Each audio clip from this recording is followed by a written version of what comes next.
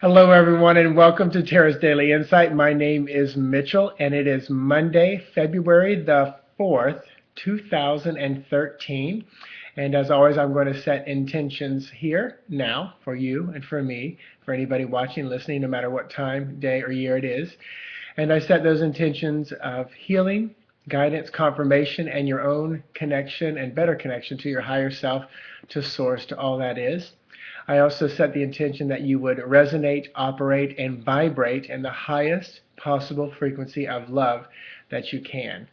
So thank you for all who tuned in last night to our Blog Talk Radio show. You can always listen to the archive show with Jamie the Psychic, me, and Evan. It was a wonderful show with Daniel, Brenna, and Sandy. Also, all six of us on board. We had a photo shoot all day yesterday. You can see those photos on the Facebook page, which Jamie has created for the radio show itself. So check that out, and let me dive right in here and go ahead and pull a card for today. So we talked a lot about this last night, and I like this being echoed here today.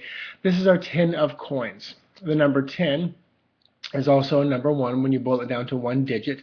But this card, I heard in good old days, but when Rider-Waite deck, this was always about, inheritance or someone leaving you money.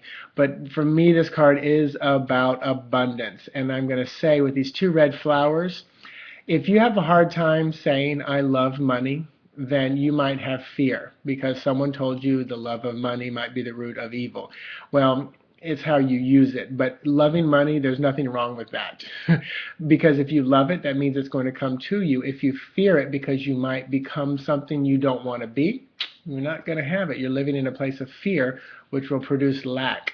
So I'm not saying run around shouting, I love money, but embrace money for what it is in our society today.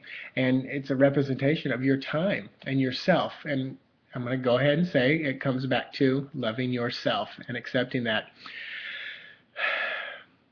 I think the ultimate message today is about living from a place of abundance and knowing that there is enough for everyone, everywhere.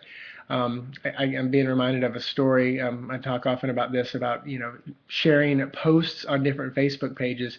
And one time I wanted to share, I asked if I could share on somebody's page, and they didn't want to because we did the same thing. And that was them coming from a place of fear, their ego saying, oh, if I allow him in my space, he might take away my business. So ego, my, and fear, lack, there's not enough. So there is enough, and it can come out of nothing.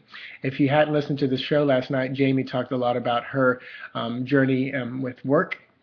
And it was a really cool story for me to hear that again, about how just out of one simple text, within 7 days, she had the dream job again, which is working half the time most people do and making twice as much. And it is a wonderful, amazing story to kind of boost your own belief that there is abundance out there. So live from a place of love and abundance, and you're going to have a much better journey, and go with the flow of the river rather than fight to work upstream. You guys have a wonderful day. I'll talk to you tomorrow.